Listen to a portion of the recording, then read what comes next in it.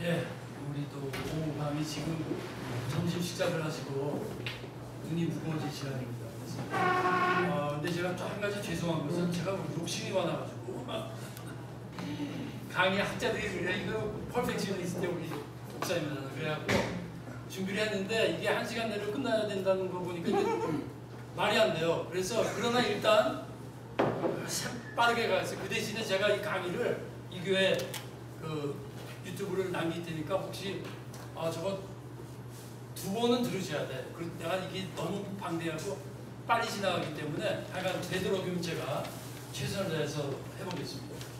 뭐 말할 또 다 아시니까 빨리빨리 할게요.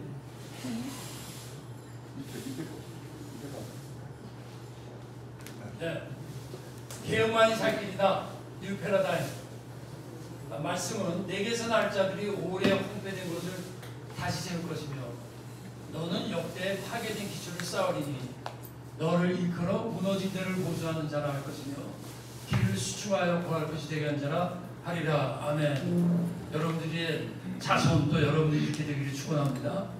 제 강의가 전체가 이 4가지로 나눠요. 종교개혁이란 무엇인가? 종교개혁의 원인은 무엇인가? 우리는 지금 어디에 있는가? 어디로 가고 있는가? 현 기독교 위기의 극복의 방법은 무엇인가? 종교개혁이란 무엇인가? 기독교 개혁이죠? 기독교 개혁인데 근본적 개혁이에요. 총체적 개혁이에요.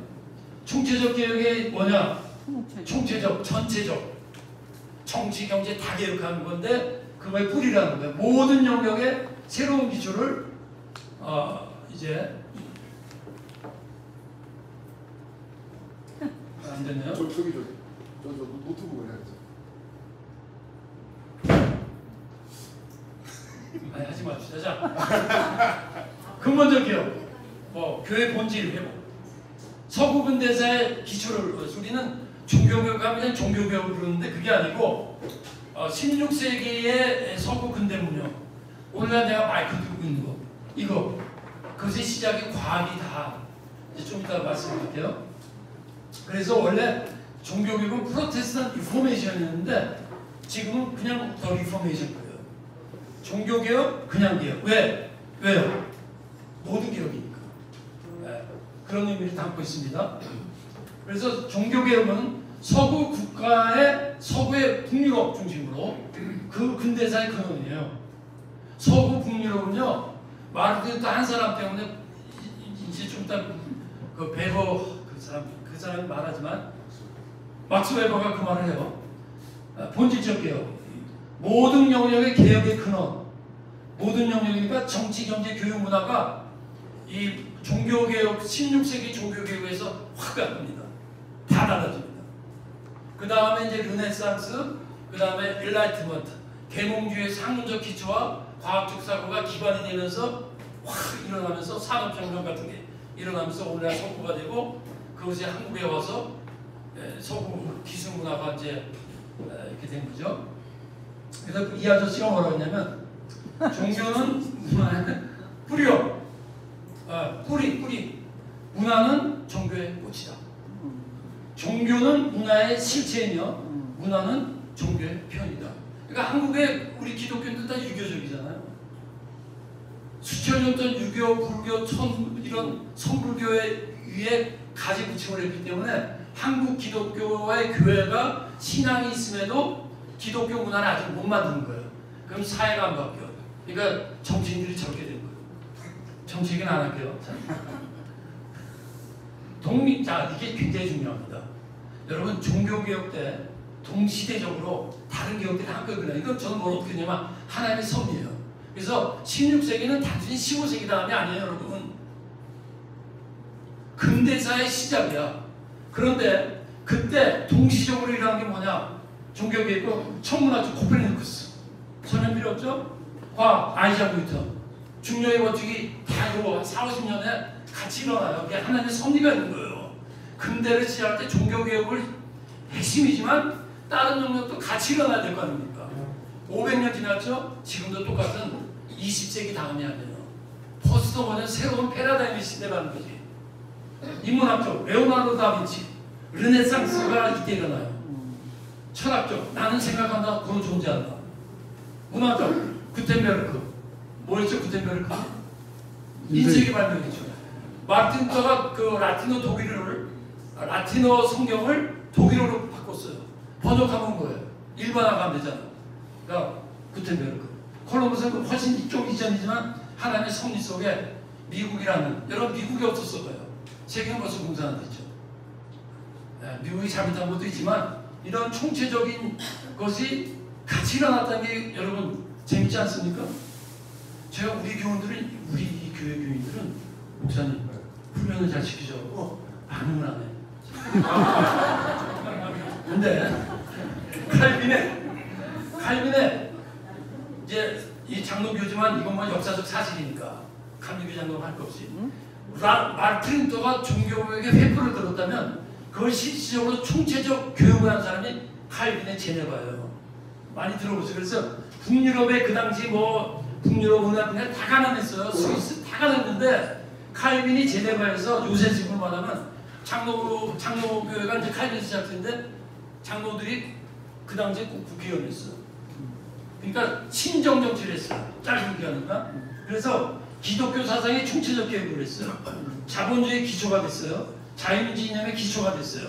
북유럽과의 개혁의 기초가 됐어요. 그러니까 총체적 개혁의 특징, 성서적 정치 이념의 기초를 만들었어요. 성서적 경제 이론의 기초가 그때 다 가르쳤어요. 윤리, 청교도가 여기서 나오지 않습니까? 청교도가 성전적 교육의 제도화. 이게 재밌는 것은 오늘날 같이 뭐 한국의 기독교가 이런 거 교회에서 가르치죠.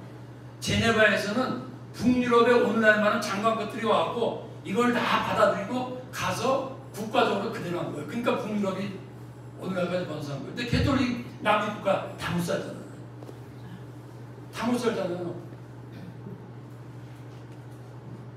그래서 근대화 사상의 근원은 뭐냐? 비슷한 말인데 개신교 사상에 근거한 제도화 이념, 근대 자유민주 정치 이념의 기초, 뭐 칼빈이 직접 했다고 말하기 뭐한데 거기가 뿌리가 다 거기서 나오는 거예요. 여러분 다 거기서 나왔어요. 근대 자본주의 윤리관, 경제랑 비슷한 얘기죠. 열매, 북유 국가들의 번성, 영국 청교도, 스코틀랜드 장로교, 네덜란드 국교, 프랑스 위군호가 이때 다 탄생해요. 그러니까 북유럽에 근데 우리 같은 경우는 장로교 이제 됐고 네덜란드 국교 그때 되고 스코틀랜드 제가 본 거에 에딘버러가 이 장로교의 시발점이에요. 잔 락스가 거기서 강연을 했어요. 청교도 신학의 근거를 마련했습니다. 근데 여러분 여기 재밌는 것이 보세요. 종교교육과 개신교육 없죠. 이제 마르틴 루터 종교교육으로 개신교가 생겼단 말이에요. 요거 재밌는 사실입니다. 유일하게 서구 근대화의 발판이 무슨 말이냐? 개신교가 서구 근대 역사의 개혁의 근거인데 이게 유일하게 그랬죠. 무슨 말이야? 캐톨릭은 못했어요. 1200년 동안. 세계의 정치기 아까 말했죠. 근원이 됐는데 기독교 역사의 2000년 동안 캐톨릭 교회가 대략 이렇게 보는데 근대화 만들지 못했습니다. 캐톨릭에서 근대화 일어나지 않았습니다. 다른 종교들 근대화 꿈도 못 꿔요. 여러분 제가 이제 대학에서 비교 종교 공부했는데 이 교리적으로 하면 이게 서로의 그 전제 그 다른 데서 시작된 평행이론인가요? 학자들이 아무리 디스커스 해도 그 평행이론 가게 됐어요. 한국의 성격상 그래요. 근데 어느 날 가만 생각해 보니까 이거 뭐 동남아시아도 좋고 뭐 이거 많은데 이런 생각을 제가 한 거예요. 아니 어떠한 그 인권 뭐 자본주의도 나쁜 점이 있지만 어쨌든 자본주의, 경제, 사회, 과학 동남아에서 나온 게 없잖아요. 그래서 딱 순간적으로 기독교가 아니면 안 된다. 물론 거기에도 이제 깊은 통찰력도 있고 삶의 지혜도 있어요. 그게 없다는 뜻은 아닌데 자 불교가 만들었어요. 근대화를? 힌두교가 만들었나요? 유교가 만들었나요? 캐톨릭이 만들었나요?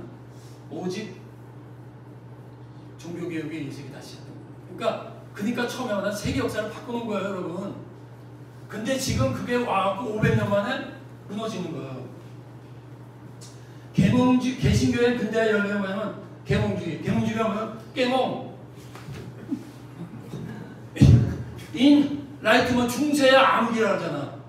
친구들이 뭐 라틴어로 설교하기 말이 돼요? 소수만 책을 읽고 90%가 다 무시하니까. 깨몽 꿈에서 깨라는 거지. 합리주의 시작이에요.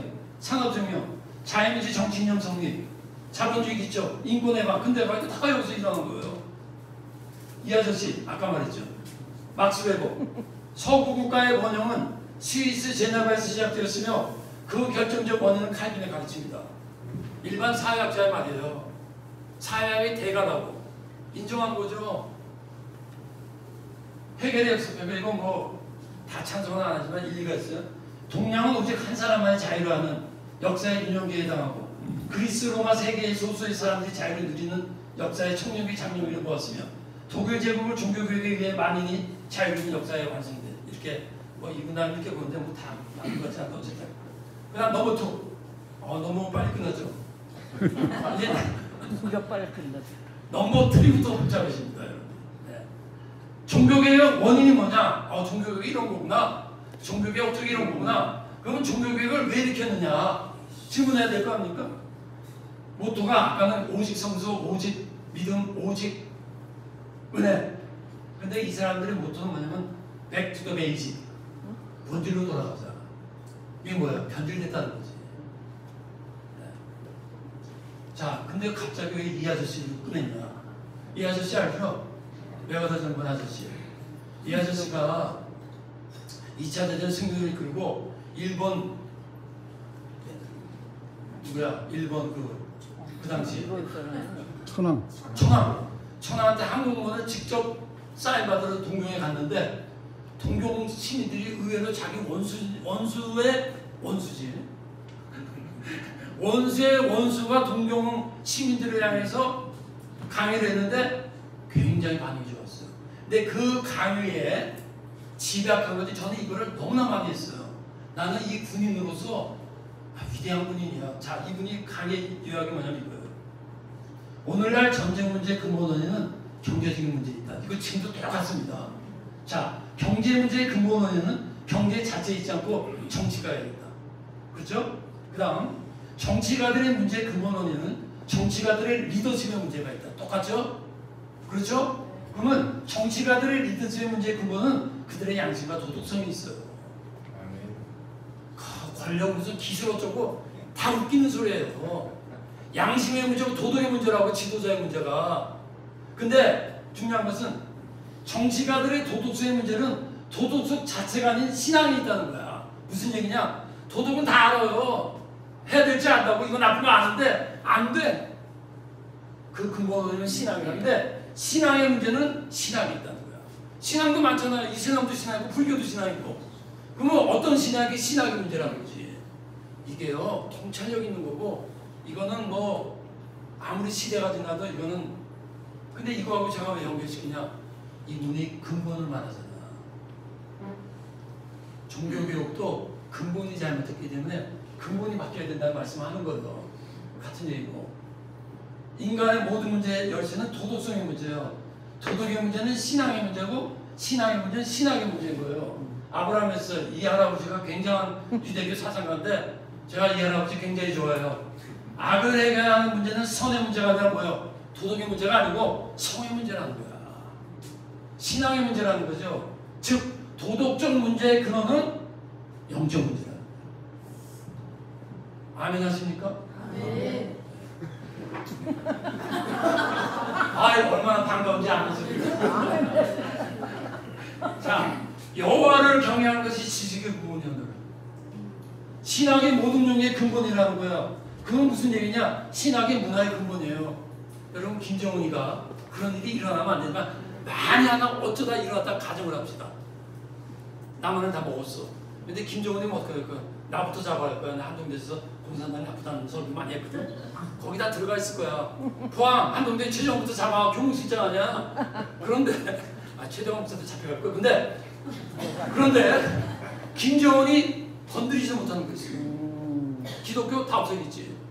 근데 종교는 종교인데 못 건드리는 게 있어. 뭘까요? 유교야. 여러분 유교 예배 봅니까? 그런데 유교가 왜 그렇죠? 삶에 불이 박혀 있잖아. 유교는 못 바꾸는 거예요. 무슨 얘기냐? 우리 기독교가 교회 중심으로 선교도 많이 했어요. 교회도 컸다 좀 쇠퇴야. 왜 그럴까요? 기독교 문화가 오는 거예요. 문화가 뭐예요? 가치관, 세계관이 들어와서 그것을 정치, 경제, 교육 모든 영역에 들어가야 되는데 거기까지 아직 안 들어간 거예요. 저는 하는데 가끔 그런 거예요. 하나님 한국 좀 봐달라고. 6.25 불과 수천 년 역사에 지금 기독교가 들어왔는데 어떻게 문화가 갑자기 나옵니까? 토인비가 이런 말 했어요. 기독교 성경 복음이 한 국가에 가면 그것이 문화가 되는데 400년 걸린다. 신학 정치력은 신학 경제력은 같은 얘기죠. 자, 그럼 이 시대의 문제점이 뭐냐? 자, 이제까지 제가 종교개혁의 원인은 근본을 바꿔야 된다.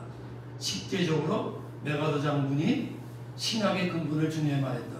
그럼 우리 시대의 문제는 뭐냐? 근본을 모른다는 건데 그건 단순히 모르는 게 아니라 진리가 파편화됐어요. 우리 조금 전에 최 장로님 이런 여러 얘기인데 뭐 교회에서 여러분들 목사님들 또 최 목사님이 학자고 하고 근데 그것도 보면 저의 입장에서 어떻게 들리냐면 서로 교파 간에서 다르죠. 이런 것들이 본인만 옳은 거야. 옳지. 근데 다른 게 틀린 게 있고 다른 거지만 같은 게 있어요. 교파는 다른 교파지만 근본적으로 다 같이 예수를 믿는다고. 근데 조금 다르면 틀리다 그래요. 한국같이 이단이라는 나라가 없어요. 본인이 다 틀리다 그래요. 그래서 왜 그렇게 이단이라고 자꾸 그러지 말고 3단 4단을 만들어라 그러는데 자, 진리의 환원화, 진리인식의 답변화, 가경유의 고립화 이건 이제 조금 이 말 자체가 좀 어렵게 들리는데 이제 설명이 들어가는 거예요. 이 시대의 문제점 뭐냐? 각 영역 간의 단절이야. 목회자들 간의 단절.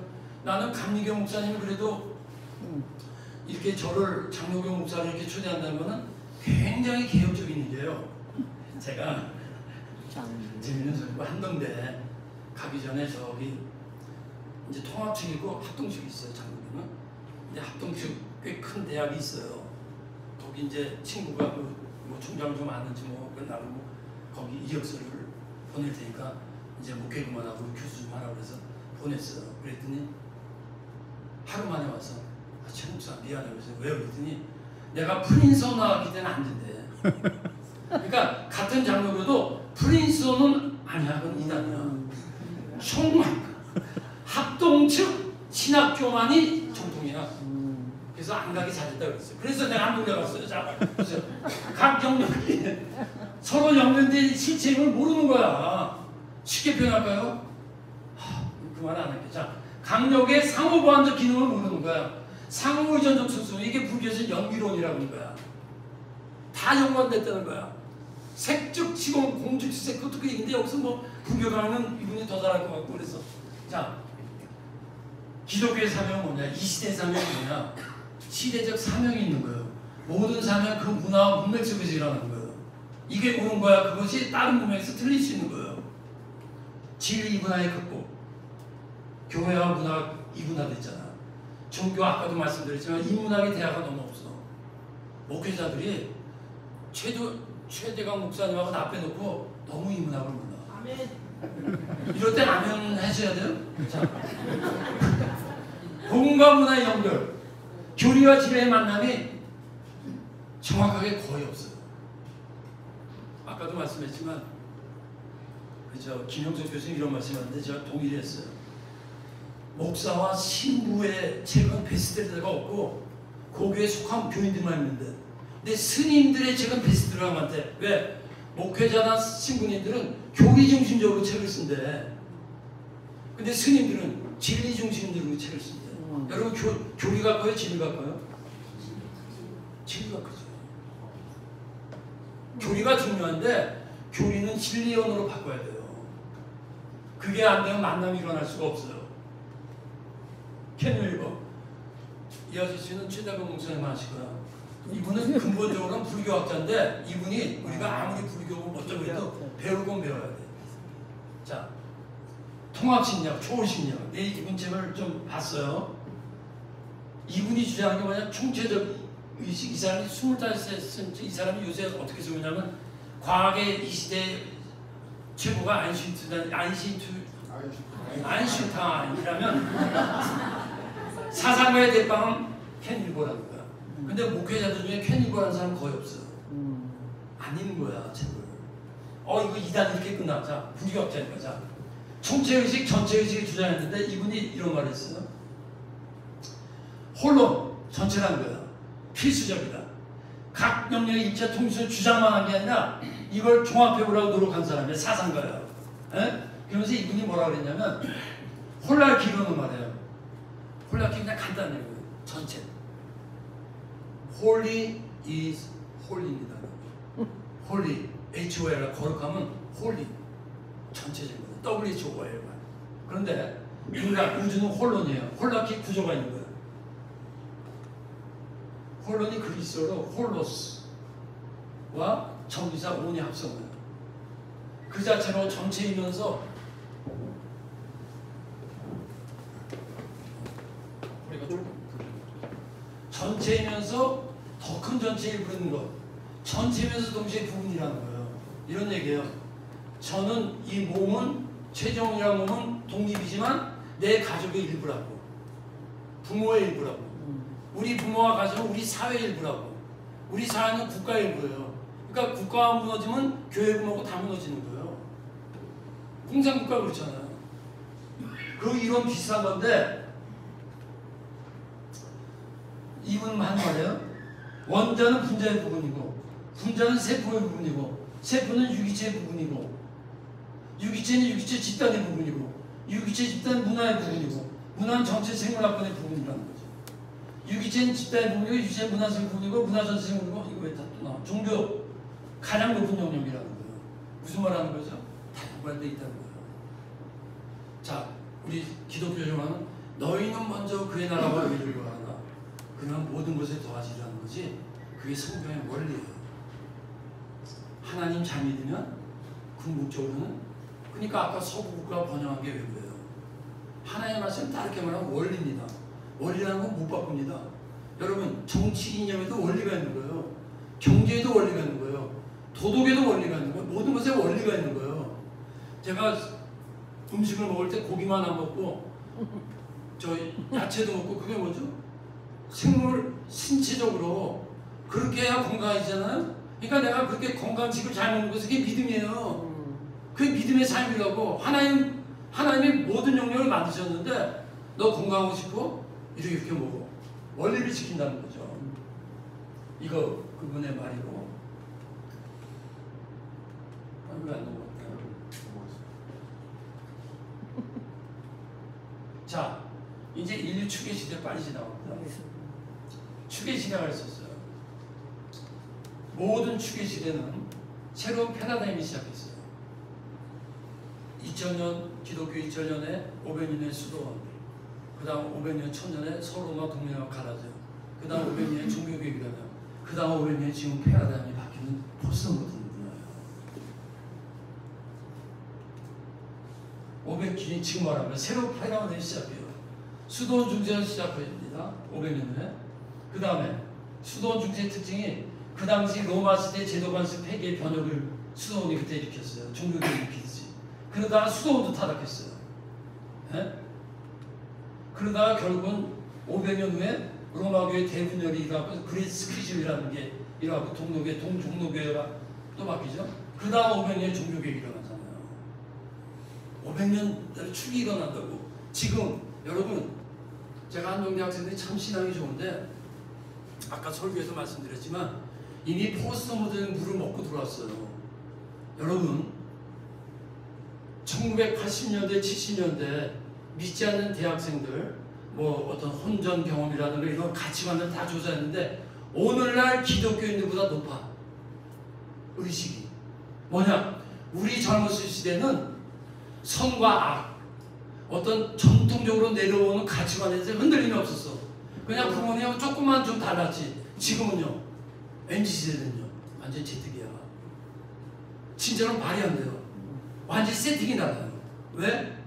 때가 말세 중에 말세고 추계시대 제4기에 속하는 500년 과도기 시대예요. 그래서 종교개혁은 500년이지 않습니까? 뉴 패러다임, 전통적 패러다임 위기예요. 포스트 트루스 시대라고 지금. 그러니까 저기 젊은이들이 안 나와. 걔들이 무의식적으로 그 교수들, 지도자들이 이 상대주의, 해체주의가 물론 다 나쁜 건 아닌데 그게 깔려있으니까 진리에 대한 개념 자체가 이미 탈종교, 포스트 시대 에라가 된 거니까 이전 시대보다 과학적으로 발전해서 완전히 이 세팅이 바뀐 시대예요 지금. 그래서 이 시대의 네 가지 특성, 다양성 다원화, 과도기 시대, 해체화 시대, 글로벌 시대, 올 트랜스. 제가 이번에 로잔 대회 갔었는데요. 거기서 제가 제일 관심 있었던 게 트랜스 휴머니즘이었어요. 하루에 3시간씩 한 4, 5일을 세계에서 온 학자들하고 대화를 많이 했는데 결론, 이분들이 어떻게 뭐라고 하셨어요? 신학교 학자분들이 뭐냐면 당장 신학교 갖고 세미나에 AI 이걸 클래스 건다니까 어떤 분이 교단에 가서 교단에서 이거 지금부터 가르치겠다. 왜냐? 이거 지금 안 가르치면 이제 무너진다는 거예요. 동성애가 가정을 무너뜨릴 수 있다면 이거는 인간을 무너뜨린다는 거야. 앞서가야 된다는 거예요. 그래서 또 하나의 특징이 뭐냐? 실존적이기. 우리 어렸을 때 우울증이라는 단어도 없었어요. 다 정신병이에요. 왜 그런 줄 아세요? 정체성이 상실하면 성경에 두 죄를 못 섬긴다는 거. 인간은 심리적, 저는 이렇게 믿어요. 심리적 구조가 하나님 한 분, 예수님 한 분, 아내 하나, 남편 하나. 네. 그런 구조가 돼 있어요. 심리적으로도. 그게 없어지면 정신분열이 일어나는 거예요. 교육적 위기, 역사 왜곡, 지식 기술 중심 교육, 경제적 위기, 국제적 갈등, 뭐 설명 필요 없잖아요. 핵전쟁, 정치 이념의 갈등, 정치적 위기, 도덕적 위기, 개인주의, 상대주의, 젠더 위기, 문화적 위기, 포스트모던 해체주의, 종교 위기, 종교다원주의, 혼합주의, 탈종교 위기, 교회 위기, 기독교 세태. 이게 다 정치적 위기예요 지금. 다음 제일 위기, 넥스트 제너레이션 위기. 자, 출애굽에 보면 모세가 데리고 나가려고 하는데 자꾸 반대하잖아요. 그 다음에 타협하자는 거야. 바로가 뭐라고 하는 줄 아세요? 이렇게 써요. 너희 장정만 가서. 그러면 어린 넥스트 제너레이션 우리가 노동권이 있고, 그러면 이스라엘 민족 입장에서는 다음 제너레이션은 없어지는 거지. 이게 사탄의 역사예요. 예수님이 너희를 나를 위하지 말고 너희 자녀들을 위하여 오라고 하잖아. 우리가 자녀를 위하여 못 됩니다 지금. 문화적 특징, 좋은 점도 있어요. 문화, 사상, 종교 간의 만남의 시너지가 일어나. 거기서 우리가 저도 불교책 많이 봐요. 왜냐하면 거기는 통찰이 있고 삶의 깊은 지혜가 있어. 근데 거기 신은 없어. 저는 위대한 종교 철학자를 봐. 붓다를 배울 점은 있지. 그 다음 가치관의 빠른 변화, 아까 말한 트랜스 휴머니즘, 포스트지면, 이런 것들이 이 시대에 일어나는 거예요. 창점, 다양성, 인식이 굉장히 개방되어 있어요. 포스트모더니즘. 내 것만 주장할 수 없어. 그러니까 다른 사람 인식과 이런 다양성의 세계관의 확장, 대가리가 넓어지는 거지. 대가리가 나쁜 말이 아니야. 극대자. 나중에 설명드리고. 자, 다양성에 의한 세계관이 확장되는 거야. 더 쉽게 말하면 견문을 넓히라고 하잖아요. 이게 시대적으로 왔어요 지금. 진리인식의 관점이 변화가 왔어. 진리가 뭐냐? 다양하게 보는 거야. 전체주의, 절대주의, 교리주의, 독단화를 방지하는 시대예요 이제는. 글로벌 다이버시티 스피딩은 다 들어봤기 때문에 제가 그냥 시간이 너무 없어서 지금 몇 분이나 죠. 자, 홍수시대야. 상품의 홍수시대. 이것도 아니까 그냥 지나가. 사상의 홍수시대. 정보 중심의 홍수시대. 넘어가. 이건 중요해. 홍수시대. 새 천지가 물바다인데 생수는 없어. 왜? 본질 변질이 다 섞여버렸어요. 그렇잖아요. 여러분 섞이면 못 먹는 거예요. 홍수가 되면 물 못 마셔요.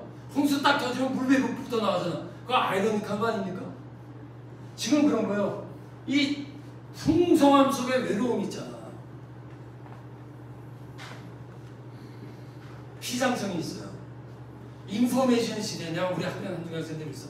너네 중세 시대로 들어갈래? 이 시대니까 다들 에이 목사님 어떻게 중세를 가요? 왜? 그럼 무지하고 과학도 없고. 그렇지. 근데 너네 중세 시대만 못한 게 뭔지 알아? 너희들은 통찰력이 없어. 중세는 우주와 하나에 대한 경외심이 있고 신비함의 체험이 많았어. 우리는 인포메이션은 어마어마한데 사색의 기능이 떨어졌어. 통찰력을 잃어버린 시대야. 새로운 종류의 무지의 시대가 왔다니까. 너희들 셀폰만 보잖아. 그 인포메이션, 재미, 오락, 순간적으로 앞으로 없애버리는 거. 그것도 뭐 필요는 안 돼. 그 대신에 슈바이처가 이미 말했어요. 이전에 슈바이처 시대 때 뭐라고 그랬어요? 이 시대는 과학이 발전했는데 문제는 많은 사람들의 사색의 기능이 무너졌다는 거야. 벌써. 오늘 한국 기독교요. 저는 계속 듣는 얘기가 설교가 너무 어렵다는 거야. 오늘 제 설교 어려웠어요? 배워요. 장관님 맞아요? 이게 그래갖고 반지성적 그 물결이 일어난 거예요. 그래서 은혜는 뭐야? 뜨거워야 돼. 은혜 물론 은혜 속에 뜨거움이 있는데 자, 시간 없으나 자 피상적이에 모든 것이 피상적이야. 심층성 본질 근본성의 무지와 상실. 나무가 깊지 못한 넘어지는 거예요. 존재의 비교의 피상성이. 이게 좀 여러분 정신 차리셔야 돼. 지금부터 조금 어려운데 한 20분 나오는데 약간 빨리 지나갈게요. 자, 제가 지금 어떻게 나가냐면 첫째, 종교개혁은 무엇인가? 둘째, 왜 일어났는가? 셋째, 우리는 어느 시기에 살고 있는가? 어느 시기에 살고 있는데 포스트 문화의 특징이 뭔가? 그만한 거 이제까지. 그러면 뭐냐? 지금은 세 번째인데 시대의 사상적 특성이 있어. 어디나 여러분 에베소 6장 12절에 보면 이런 말씀. 우리의 씨름은 혈과를 위하며 권세와 권력자들과 대한 싸움이요. 그 맨 밑에는 하늘에 있는 악한 영에 대함이라. 근데 그걸 밑에서부터 이런 거 이렇게 해석이 돼요. 하늘에 있는 악한 영 사탄은 권력자 권세자들 세상의 정치가들에게 역사하는 거예요. 그러니까 간단해. 막스하는 사상을 통해서 칼막스 상 받으면 러시아, 중국, 뭐 동유럽 한때 휩쓸었죠. 그러니까 사탄은요 사상을 통해서 역사하는 거예요. 인본주의 사상과 무신론적 사상과 이런 사람들이 사상의 역사하면 그걸 받은 칼막스를 받은 그 누구야 정치 그저 레닌. 그저 공산국가 그저 레닌. 이런 사람들이 국가를 잡으면 다 무너지는 거예요. 그러니까 여러분 사탄은요 옛날부터 지금까지 사상 근데 오늘날 자유민주 국가는 무신론 국가는 아닌데 인본주의로 무너뜨렸어요. 결국은 다 무너뜨린 거예요. 사상. 그러니까 이 시대 사상을 알아야 돼. 근데 이 시대의 사상의 특징이 뭐냐면 극과 극의 충돌의 시대야. 간단히 말하면 절대주의와 상대주의 충돌의 시대야. 자, 원칙주의 자유주의, 절대주의 상대주의, 보편주의 해체주의, 종교학 인문학, 교회 문화, 신학 과학, 남성성 여성성, AI 전통적 인간. 사상적 핵심이 뭐냐? 절대주의 상대주의, 구조주의 후기주의, 기독교 사상 포승. 물론 이것은 내가 단편화시켜서 말했기 때문에 여러분들은 이제 내 최대한 것에 조금 속으로 좀 불만이 있는 것 같아요. 왜냐면 저거 아닌데 근데 내가 무슨 말인지 알아. 그게 뭐냐면 왜냐면 여기도 옳은 말이 많은 건 나도 아는데 그것까지 하려면 저를 한 일주일 저한테 강의를 부탁해야 되는데 여러분 그렇게는 안 할 것 같고 근데 이거를 단편화시켜갖고 한 단어로 만들어 보니까 대체로 이런 성향으로 갈라진다 그런 말 하는 거예요. 자, 고정적, 그러니까 우리같이 특히 나같이 보수적인 사람은 하나의 말씀은 고정적이고 진리는 부변적이고 신적 초월인 디비니티를 그렇게 강하게 있잖아요. 그렇다고 제가 이건 다 틀렸어 그런 건 아닌데 이 시대가 이 부딪힘이 지금 일어나는 거야. 진리는 뭐냐? 과정이라는 거야. 여기도 일리는 있어요. 부분적으로. 변화한다는 거야. 좀 이따 나와요. 네. 휴머니티. 디비니티, 휴머니티. 이게 대표된 게 인본주의죠. 이게 대표되는 게 이제 프로세스 티올로지 나오면 클레먼트 지나게 존 카디 이걸 가르쳤고 이게 데리다 같은 사람들. 진리 개념 변화있는 거지 고정된 게 아니라 불교도 비슷한 거거든요. 그래서 여기도 우리가 배울 점 많은데 이렇게 지금 충돌을 일어나면서 내 결론은 그래갖고 이제 결국은 이게 이 변증법적으로 서로 싸우지 말고 서로 대화를 해서 거기서 아내 남편 결혼하면 싸우잖아요. 안 싸울 수는 없는 것 같아. 그러면 어떻게 해야 되느냐? 서로 의견이 다르면 그 다음에는 좋은 거 버리 없고 그게 변증법이에요. 어려운 거 아니에요. 근데 사상적으로 그렇게 해야 되는데 너 나쁜 놈 우리 좋은 놈 흑백놀이 너무 유치한 거지. 근데 그런 상태라는 거예요. 근데 이것도 뭐 딱 절대주의가 여기서 나온 거 이건 근대 사상인데 이제 기독교의 플라톤부터 사실 이게 나와요. 플라톤이 이데라는 건 변하지 않는 우리 기독교는 하나인데 서구처럼 플라톤에 이어지는 건데 이제 현대인이 구조주의로 대표되고 이제 이 오른쪽에 있던 애들은 후기 구조로 대표되는데 그걸 잠깐 설명해드리면 이 아저씨 말은 객체화 주체를 제대로 알라는 얘기인데 인상이 안 좋아서 넘어가겠습니다. 정말 이 아저씨의 인상이 좋아서 좀 설명할게요. 이게 레비스트로인데 이분도 이제 구조주의에서 보편성만 강조하는 건 아니에요. 다른 것도 있는데 내가 거기서 하나 말했으니까 뽑은 건데 뭐냐면 문화 보편적 이분이 슬픔의 열대가 뭐 책이 있는데 거기 보면 모든 문화의 보편적인 건 뭐란 거 알죠? 자야 되고 먹어야 되고 마셔야 되고 싸야 되고 그 물리적인 보편성이 있듯이 이 문화에도 보편성이 있다. 저 같은 사람도 성경에 보편적 진리가 있기 때문에 우리가 믿는 거 아닙니까? 시대를 초월하는 그걸 대표적으로 공통된 질서가 있다는 이제 주장하는 거예요.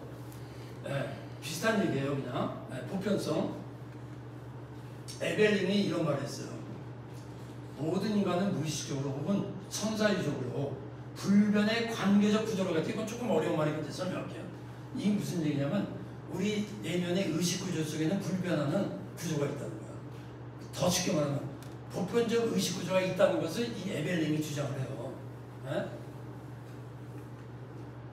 그러면서 더 구체적으로 말하면 불변의 관계적 구조의 의미가 뭐냐면 절대적 진리의식의 구조가 있다는 거 이분이 말하는 거예요. 에벨린이.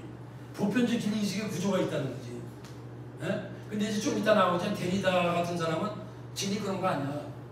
진리는 변하는 거고 문화에서 만들어지는 거라는데 그것도 일부분은 맞는 말이에요. 그러나 나는 뭐냐면 맞아. 변화되는 거 있어.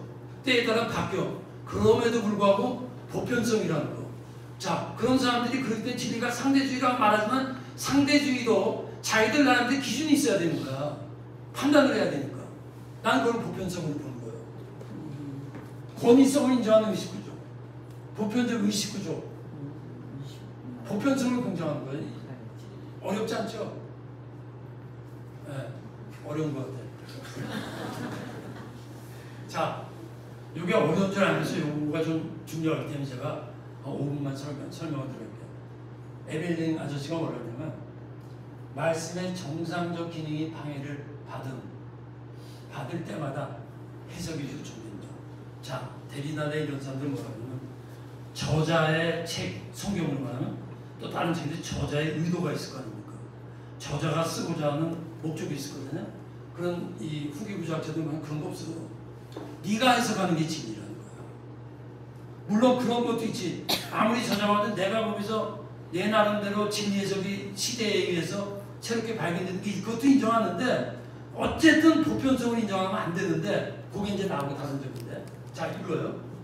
정상적 기능이 방해를 받았다고 해석입니다. 이러한 해석의 목표는 말씀의 이해를 방해하는 장애물을 제거하는 거죠. 그러면 말씀의 이해를 방해하는 제거물이 뭐냐라는 거죠. 그럼 제가 좀 벗어도 되겠습니까? 저도 최대한 목사님만큼 배가 나왔는데 또 벗으시네. 그래서 더워서 네, 벗는 게 나을 것 같습니다.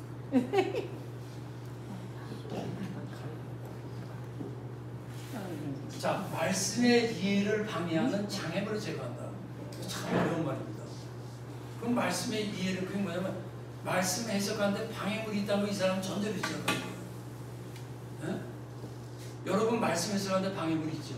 근데 학자들은 우리가 생각하는 화를 낸다, 내가 지식이 부족하다 그런 방해물 말고 이런 사상가들은 그 방해물을 다른 면에서 보는 거예요. 자, 이게 사실 굉장히 중요한 말이어서 지금 하는 거예요. 쉽게 표현하게 성서해석의 의무는 인간을 하나님의 말씀에 대해 보다 민감하고 보다 책임성 있게 만드는 거라는 거예요. 맞죠? 맞죠? 그러나 이 의무는 우리 자신의 말의 상황에 대한 비평적 평가를 해야 된다. 우리 자신의 말을 이게 여기서 그러죠. 이게 무슨 말이냐 이런 거예요.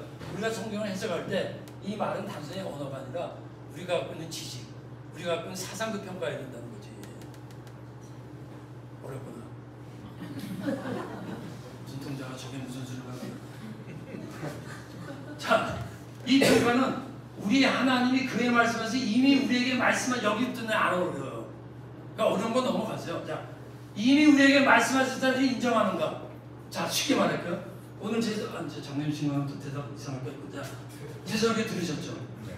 그러면 우리에게 오늘 최종원 목사를 통해서 말씀하셨다를 인정합니까? 인정합니다. 수가 없죠. 그러면 이미 최재원 목사를 통해서 오늘 설교를 해서 우리에게 말씀한 사실을 인정하는가? 인정합니까? 근데 그거에 대한 평가를 안 하는 거야. 말씀은 들었는데 그거에 대한 평가라고? 말씀을 받는 데 평가요. 자, 이런 거요. 오늘 제가 설교 하겠는데 조금 기독교 신앙이 없거나 이런 사람이 들어와고 제 말씀 들었어. 분명히 설교는 들었는데 평가가 저게 무슨 설교야? 나 저 최 목사 말 안 들어. 그런 얘기 비슷한 거야. 물론 교인주의 그런 건 거의 없지만, 자, 말씀을 받는 평가가 뭐냐? 말씀을 받은 주체에 대한 평가야. 씨앗 비유하시죠. 길가에 부러졌고, 그게 예수님이 누구를 향한 거죠? 그것이 인간의 마음밭을 말하는 거잖아요. 씨앗 얘기가 아닙니다. 거기는 말씀 얘기가 아니고 말씀을 받은 인간의 마음밭 얘기, 그거 비슷한 얘기예요. 씨앗같이 말씀을 받은 자의 말씀 인식에 대한 평가야. 쉽게 표현할게요. 그냥 단순하게 은혜 받은 자니 그게 아니라 말씀을 강의가 더 낫겠다. 강의를 들었을 때 여러분들이 강의에 대해서 어떤 건 이해가 안 되고 어떤 건 이해가 되는데 그에 대한 평가를 할 때는 자, 여기 지금 초등학생들은 전혀 이해 못하는 거예요. 그리고 여러분 중에 어떤 관념이 딱 정해지는 사람한테 내가 말한 것도 반대할 수도 있어. 그거 비슷한 거야. 지금 무슨 말이냐면 어떤 말씀이 있는데 그거를 받아들인 주체가 누구냐? 아까 설교 시간에 주제 파악하라고 그랬잖아요. 그거예요, 주제 파악. 그래서 월드, 하나님 말씀 자체에 대한 해석이 성서론이에요. 말씀하신 자, 성서는 하나님 말씀했으니까 신론이에요. 말씀을 받은 자에 대한 해석은 뭐예요? 인간론이에요. 이건 세 개가 같이 가야 돼요. 그렇기 때문에 인문학이 중요한 거예요. 한국교회가 요거까지도 강조하는데 이게 거의 여기 말씀받은 자 해석이 그런 다음에 말씀받은 자의 상황. 아까 제가 말했지만 우리 지금 MZ세대는요 교회 안 가요. 왜? 상황이 MZ야. 그 사람들이 사는 문화가 우리 젊은이들 사는 문화가 포스트 모던 문화가 근본에 있어서 절대성, 보편성, 진리 이런 거를 없다고 어렸을 때부터 알게 모르게 우리 세대 받은 애들이라고. 그게 문화론이지. 말씀 받은 자의 문화적 특성. 여러분 감리교인이죠? 저는 장로교에서 자라고 장로교 목회만 했다고. 그러니까 벌써 여러분들 이렇게 얼굴이 장로교회랑 좀 달라요. 훨씬 음해스러워요. 훨씬 우리 최 목사님 학자라 그런지 훨씬 지적이기 때문에 제가 하기 지금 못 알아듣는 분들이 장로교에서 있으면 거의 반을 넘을 것 같아요. 여기는 10분의 1밖에 안 되는 것 같아요.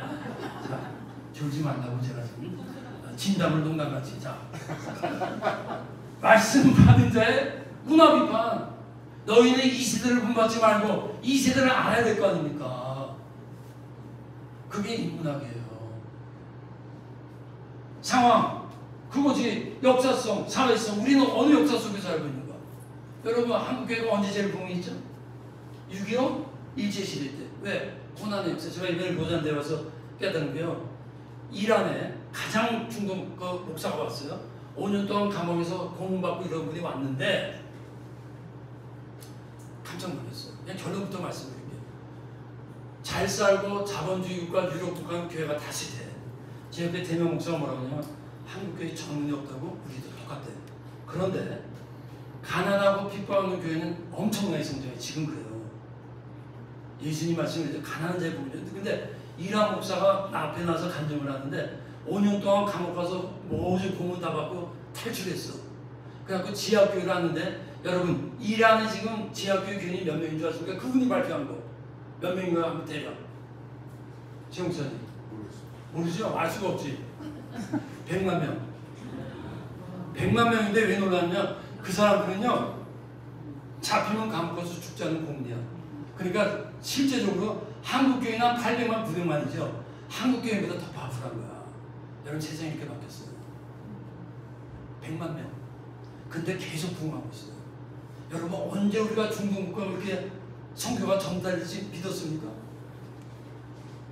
그러니까 우리가 나부터 문제 배가 나왔잖아. 이게 배 나오면요 예수 믿기 어려워져요.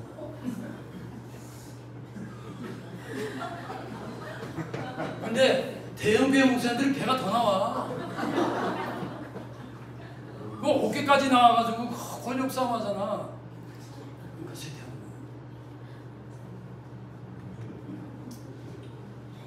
거야. 해체주의, 상대주의 사상을 해고. 물론 해체주의도 여러 가지 왜 해체해야 된다는 그 사상적인 의미는 있는데 저는 이제 가장 근본적인 의미에서 이걸 말하는 거예요. 그거 뭐냐? 그 시대적 사상을 배경으로 해야 돼.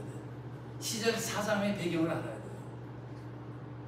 푸코라는 그 아저씨가 천재 아저씨인데 그 아저씨가 동생회관데 쉽게 말하면 칼 막스가 정치적으로 세계를 이제 하려고 하다가 좀 안 됐잖아요. 이거야. 하도 해는 됐어. 국가는 정치화했는데 가만 보니까 이게 소갈명이든 이게 안 받아들이네. 그래갖고 저 중국의 아저씨 오태통 아저씨가 문화혁명을 그래서 한 거예요. 문화혁명은 뭐예요? 그거는 소프트웨어야. 정치혁명 하드웨어라고. 근데 여러분 4.19는 60년대에 일어났어요. 프랑스 혁명은 68년대에 일어났어요. 똑같은 게 뭐냐면 4.19 프랑스는 당대 정부의 부패를 들고 일어났어요. 학생들이. 둘째 공통점 시민들이 함께 참여했어요. 세 번째 공통점 국가가 탱크로 진압을 시켰어요. 네 번째 공통점 다 둘 다 성공했어. 근데 프랑스 혁명에 다른 게 있어. 푸코 아저씨 중심으로 여성 인권, 자유 뭐 이런 것을 같이 들어오면서 동성애도 함께 같이 들어왔어요. 그래서 동성애 역사가 푸코 아저씨부터 시작한 거고 푸코 아저씨가 동성애자였어요. 그게 뭐냐면 네오막시즘이에요. 그러니까 네오막시즘의 그 람지라는 사람이 10가지 개념을 만드는데 시간 없어서 다 못하고 또한 내가 외우지 못했기 때문에 못해요. 자, 말씀 이해를 방해하는 장애물, 말씀의 절대성 분배하는 상대주의, 절대성을 부정하는 상대주의예요. 권위를 부정하는 해체주의, 보편성적 문화주의 이런 것들이 있다 이거예요. 구조주의는 저의 입장에서 이 말 여러분 보세요. 여호와께서 나라의 계획을 폐하시며 민족들의 사상을 무효화시킨다. 이 민족들의 사상이 무효화된다는 건 뭐예요? 세상적 이본주의 사상 없어진다는 거야. 여호와의 계획은 영원히 그의 생각은 대대로 그의 생각은 하나님의 말씀이잖아. 대대로 뭐예요? 영구성, 보편성이지. 자, 이제 이 아저씨들이 이 구조주의 반대 대길이다 아저씨. 성주제 이건 내 말이 아닌데 그대로 쓴 옮깁니다. 성주제를 부정해. 왜? 현존의 형상 이게 쉽게 말하면 하나님이에요. 그러니까 우리가 말하는 뭐 영적이니 뭐 초월적이 이런 거 없다는 거야. 그런 거. 그러니까 결국은 다 이렇게 무신론의 베이스가 있어요. 무신론자니까. 그러니까 초월적으로 표현돼. 우리 말하면 트랜센더 하나님이지. 의미가 없는 것으로서 이건 내가 코팅한 거 내 말이 아니에요. 우리 기독교 역사적 전통은 뭐냐? 신이 허구의 신의 신이라는 데까지 주장했어. 신이 허구라는 거예요. 물론 이분이 다르게 지금 통찰적인 말도 했는데 여러분 화가 나는데 지금 내가 무슨 지금 뭐가 문제냐면 지금 생각이 안 나잖아. 왜냐하면 실제 세계에서 초월적으로 존재하지 않기 때문에 그러니까 현존하는 것만 따지자는 거야. 진리를 뭐 하나님 주기로 말하지 말자는 거지. 인간이 살아가는 과정 속에 있는 모든 것은 그 실제를 해석하는 사람의 견해에 따라서 견제된다는 거. 이게 이제 주관주의 비슷한 건데 데리다가 이제 차연 개념이 있어요. 이거는 굉장히 의미 있는 말이에요. 사실은 차연이 뭐냐? 차이와 연기야. 이게 불교의 우리 연기론하고 비슷한 거예요. 불교도 뭐 계속 바뀐다는 거야. 계속 끊임없이 계속 지연되는 거야. 그렇기 때문에 보편적이면 정해질 수가 없다는 거야. 보편적이 이렇다. 그런 것도 있어요. 근데 제가 이제 공부 조금 하다 보니까 서구학자들은 목사님도 동의하겠지만 어떤 이론을 반대할 때는 극단으로 가버려. 근데 내가 볼 때 두 개 다 맞는 말이거든. 예, 굉장히 똑똑한 것 같은데 분석적이라 그런지 또 자기 학자로서의 그 자기 학설을 이제 세우려고 그래서 그렇게 하고 그래요. 자, 텍스트는 있는 사람 견해에 따라 다른 일은 우주 존재에도 되면서 사물에 있는 그 사물을 해석하는 견해에 따라 결정된다. 자, 여기까지 하고요. 요거 그거지. 이스라엘 왕이 없음으로 자기 소견들을 했다는 것이 이제 이 시대의 특징이죠. 자, 이거 다 지나가야 되고요. 지금 이제 한 5분 남았나? 근데 5분 남았는데 방법론 넘버 4가 아직 시작도 못했어요. 자, 이게 이제 넘버 4. 부어요.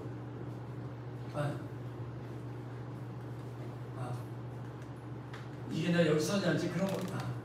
기독교 특성 넘버 4 들어가기 전에 기독교, 가톨릭, 개신교, 개독교 이렇게 나오죠. 자, 서구 기도에서 이제 지금 우리 한국 교회를 이제 이 시대를 봤죠. 한국 교회를 본 거예요. 우리 어디 있는가 해서 네 번째 이 저기 너슨 아저씨가 뭐라고 하냐면 로마는 교권주의로 무너졌고 그리스는 기독교가 철학화되면서 무너졌고 독일은 자유주의 신학으로 무너졌고 영국은 제국주의로 무너졌고 미국은 교회가 로토리가 됐대. 근데 개독교 만상 도덕적으로 난 그거 그렇게 안 보고 개별교회 중심이야. 각 교단 중심이야. 이번에 동서에 받으시 그래도 큰 교회들이 다 하나 된다 해서 다 된다. 야 한국 교회가 모처럼 하나 된다 그러는데 또 다 빠진대. 이게 뭐야? 다 개별교회, 다 교단 중심이야. 이걸 뭐라고 하는 줄 아세요? 이걸 개판이라고 하는 거야. 왜 개판이야? 다 개인주의 아니야. 우리 교회만 잘 되면 되는 거야. 그 정강훈 목사님은 나 여기서 말 안 하고 최태원이 다음 세대 문화의 단절, 기독교, 유교, 불교, 샤머니즘의 토착화 부재, 이게 무도교, 혼합과 변질, 이게 토착화가 안 되니까 이렇게 되는 거예요. 진리가 이분화됐어. 무피관절이고 포용적인 관용주의, 열성적 감성주의 이런 것도 지나가 그냥. 교리 중심적 개교이고 이것도 다 지나가요. 선세적 공유주의, 돈 중심이라는 거예요. 물질주의, 합리적, 비합리적, 혼합주의.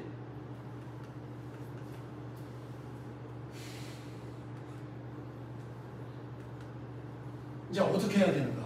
마지막 2분 동안 끝내야 돼. 이건 불가능한 거죠. 그죠? 2분 동안 끝내야겠죠?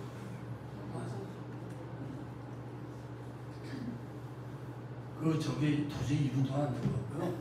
그냥 여러분 시간이 난 2시까지밖에 안 되면 조용히 가시면 됩니다. 그래서 듣던 분들에서 그냥 끝내기는 좀 그렇잖아. 결론인데. 그래서 조금만 더 하겠습니다. 자, 이제까지는 종교개혁이 뭐냐, 왜 이러느냐, 보편지됐기 때문에 근본을 바꿔야 된다. 그렇지. 그러면 종교개혁 한 거 다 있고, 그 다음은 세 번째, 우리는 지금 어디 있는 거야? 포스모더니즘, 절대주의, 상대주의 충돌, 교회는 혼합과 토착화의 부재다. 마지막, 그럼 우리가 어떻게 해야 되느냐? 복음의 충치가. 그러니까 저는요, 너 옳고 나 옳고 혼자 부르지 말고 틀리다고 하는 거. 심지어 다른 종교까지 이렇게 만나갖고 다알라고.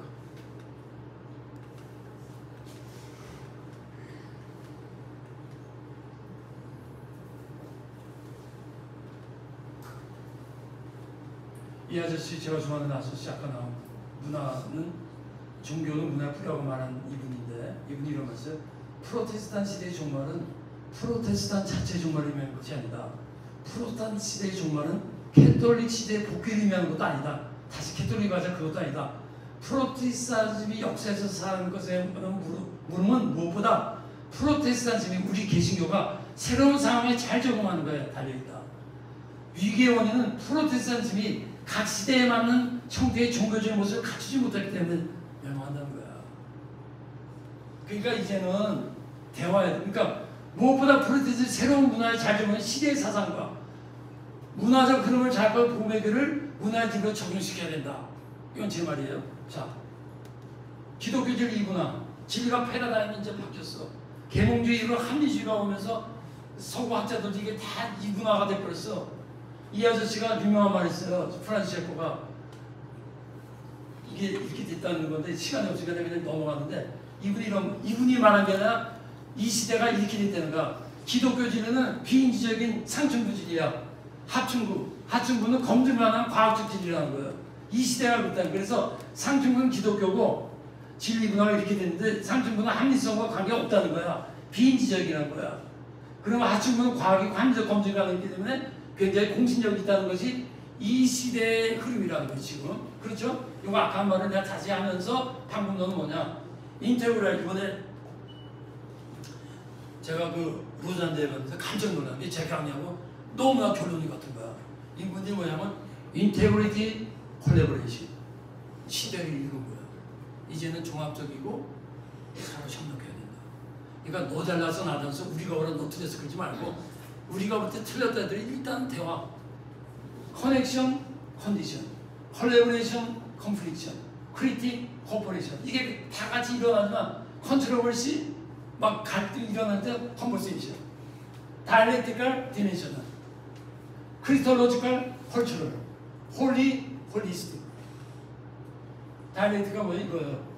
내가 오라. 아니 당신 틀렸어. 싸우지 말고 한번 얘기해보자. 연구해보자. 새로운 정이 되는 거야. 그럼 시간이 지나면 여기서 반대가 또 일어나. 이게 역사의 흐름이라는 게 해결의 가장 그 클래스가 바꿨는데 이거는요. 개인이나 가정이나 한국교 이게 굉장히 고전적인 어프로치의 중요한 것 중에 하나예요. 이것만은 아니지만. 이해가 되시죠? 네. 신학과 과학의 만남. 이것도 이제 다 이거는 뭐냐면 다이렉티컬은 이제 서로 대화하는 디멘션은 다른 차원이야. 신학과 과학인데 지금 AI가요 이게 굉장히 무서운 게 돼요. 앞으로 제대로 안 하면 기계적 인간인가 인간적 기계인가 이게 지금 벌써 연구가 되고 있기 때문에 우리 교회가 앞장서서 이것도 나가야 돼요. 청취자 아까 말한 홀리스틱, 홀리는 홀리스틱 전체적이다. 성서적인 홀리스틱, 이분화, 진리의 통합, 교회 문화의 통합, 영성과 지성의 통합. 역사라는 뭐냐? 역사를 통한 인간의 보편성, 이게 총체적 진리라는 신비, 기독교의 초월성도 인정해야 돼. 실전, 개인의 체험을 통한 가치관, 역설, 일반 논리를 초월한 일반성의 한계도 알아야 돼. 철학, 인간의 궁극적 지제인식 요건 보편성, 심층, 인간의 마음의 의식과 무의식 인식, 신학, 신학적인 절대적 진리 인식, 상식. 아무리 신학자 학문자인데 뭐라고 떠들어도 상식을 벗어난 건 다 잘못된 거예요. 학문이 상식을 뚫고 들어가는 건 있지만 어떤 진리도 상식을 벗어나면 안 되는 거예요. 상식이 중요한 거예요. 자, 개별 인간의 삶의 중요성, 문화성, 인간 문화 집단 보편성 쫙 이게 다 유기체성, 창조성, 내재성, 절대성. 여러분들 지금 얼마나 마음이 막 가슴이 아프겠어요. 이걸 그냥 1초마다 지나가니까. 자, 그래서 종교와 인문학의 통합, 영성의 지성화. 아멘, 할렐루야, 믿습니다. 어떻게 설명할 건데? 우리는 체험했어. 믿지 않는 사람 어떻게 증명해요? 그게 뭐야? 변증이에요. 간증은 아니잖아요. 그러니까 간증에는 변증이 있어야 돼요. 변증에는 간증이 있어야 돼요. 변증은 학문적이고 그런 체계적인 거라면 간증은 personal testimony. 그러니까 간증 없는 변증은 매가리가 없어요. 근데 변증 없는 간증은 자기 멋대로 바꿔. 지성의 형성화. 인본주의자들은 그냥 궁금하네. 근데 머리에 한계가 있는데 이게 전부야 그러면 합리주의가 되는 거예요. 그러면 기적을 부인하는 거야. 머리가 죽이는 거야. 그러니까 지성에 영감이 들어가야 돼요. 영감에 지성이 들어가야 돼요. 베레아 교회는 데살로니가 교인보다 신사적이어서 말씀을 받고 믿음. 이것이 그런가요? 이게 진짜인가요? 날마다 상고하느라 연구하는 거예요. 그러니까 말씀을 믿는 믿음과 그것이 그런가 하는 진리에 대한 학문적인 연구, 생각하는 믿음이 있었다고 얘기죠.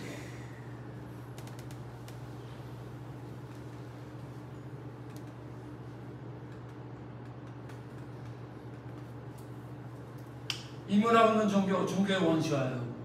교리의 독단화예요. 교리의 이분화가 일어나요. 복음과 문화의 이분화가 일어나요. 세상은 다 악한 거야. 다 나쁜 놈들이야. 사탄이 없어요. 그런 거 없어요. 교회에도 사탄이 있고요. 세상에도 사탄이 있어. 스케일이 다를 뿐이야. 여러분, 자녀 학교 보낼 때 학교 선생님이 교수가 기독교인형 보내고 기독교인형 안 보내요? 기독교인 아니라도 죽으라고 보내지. 왜? 진리라는 학문은 세상이나 어디나 다 있는 거 다 하나님이 주신 거라고. 근데 그걸 우리가 교회의 진리 교리와 일반 진리가 다르지만은 그것을 일반 진리를 모르면 복음을 전도하는 전도의 그릇이 그만큼 좁은 거야. 그게 심해지면 교리가 독단되고 그게 심하면 교회가 전제주의가 된다고. 그 상태가 됐어요 지금. 이 아저씨도 천재인데 머리가 하얘서 화이트헤드야. 자, 교리. 네, 백두야 백두. 자, 교리의 특성, 종교적 영감과 이론의 체계화. 정확히 말했어요. 우리는 영감을 교리의 좁은 문제에 한정시켜야 한다. 이것도 정확한 거예요. 교리는 기독교의 체험과 이런 걸 체계화시켰기 때문에 우리가 전통적으로 붙들어야 돼. 그런데 영감, 진리란 얘기예요. 교리에 좋은 건지 한정시켜서는 안 된다는 거야. 그러니까 이 머리 큰 아저씨들이 다 올바른 말이에요. 교리에 도되는 합리적 형이상, 즉 의미를 비판하고 모든 것을 포괄하는 우주를 설명에 적합한 가장 일반적인 개념 진리를 표현하려는 형이상 안에 배치되어야 된다. 쉽게 말하면 교리를 배우는데 세상의 진리와 함께 배워갖고 교리의 위치, 교리의 기능, 교리의 사명 그거를 알고 하라. 그러면 인문학 공부를 해야죠. 그러므로 종교가 형이상적 근거한 일반적인을 부인한다면 종교는 자신의 교리가 단지 그 정서를 자극하는 목적에만 종사하는 쾌락적 관념이 뭐야? 열성주의야. 아까 말했죠. 감성은 있어. 아멘 아멘 하는데 진리는 모르는 거야.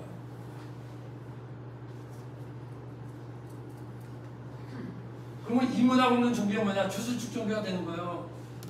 철학적 종교는 철학은 아니에요. 그러나 철학적 인식이 부재하면 인간애가 피상적이 돼. 중동의 이슬람교의 특징이 뭐예요? 전쟁이 뭐냐면 종교에 인문학이 없어요. 이슬람에는. 인문학 없는 성서주의. 하나님의 인격성을 너무나 교리적으로만 이해해. 종교적 진리에 뺏어서 근본주의로 가버려. 진리를 흑백놀이로 만들어버려. 그러면서도 몰라. 그러면서도 우리가 옳다고 그래. 옳은 건 있지. 예수 그리스도 여러분 제가 요거 갖고 이제 강의를 준비하고 있어요. 요것만 갖고 여러분 예수 그리스도 사랑하라. 그의 길이와 높이와 넓이와 이걸 그냥 묵상하다가 넓이는 뭐냐? 그리스도의 포용성, 수평성, 보편성. 더 쉽게 말하면 가만히 성경을 옮겨보면 부처님, 붓다 아저씨가 말한 거 성경에 다 있어. 찾아보면 다 있어요. 넓이, 깊이, 심층성, 본질을 얘기한다고. 높이, 형이상, 초월성. 모든 종교 초월성을 강조하죠. 근데 예수 그리스도는 초월성의 위야. 넓이, 깊이, 높이, 길이, 영구성, 보편성. 아까 시편에 나왔죠? 하나님의 말씀 대대에 이르러. 이거 자체가 정말 논문감이더라고. 그래서 저는 이런 면에서 볼 때 저는 아직까지 종교다운 주의는 아니에요. 난 종교다운 주의 이런 질문을 하면서 당신 예수 그리스도의 넓이와 깊이와 높이와 길이를 얼만큼 알아? 우리가 예수를 얼마나 아냐고. 종교 없는 인문학은 인본주의로 가야 하는데 하나님 없으면 인본주의로 가게 돼 있어요. 지성의 우상화가 돼 있어요. 문화적 상대주의가 되고 상대주의를 절대화시켜요. 피조물의 한계성에 몰입한다는 거예요.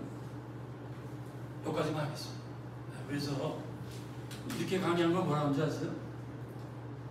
콩의 불, 번개불에 콩콩 제가 지금 했습니다. 그래서 여러분들이 요걸 제가 놔두고 하겠습니다. 그래서 혹시 이제 요 뒷부분은 거의 제가 시간이 없어갖고 이제 그렇지만 전체를 말하고 싶은 거죠. 여기서 마지막 없어도 안 되고 두 번째 그래서 전체를 말하고 싶어서 지금 한 시간 거의 한 시간에 했는데 하여간 뭐 너무 빨리 해서 죄송한데 그래도 오후 시간에 이렇게 잘 참여해주셔서 감사합니다. 제가 기도로 마치겠습니다.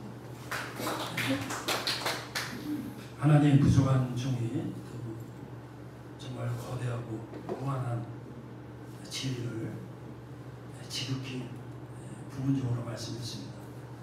옳은 말씀 가슴에 남게 하시고 그것이 열매를 맺게 해주시고 우리 봉독교회 최대호 목사님 중심 장로님 함께 이 시대를 개혁하는 개혁의 불씨가 되는 교회 되게 하여 주시옵소서. 예수님의 이름으로 기도합니다.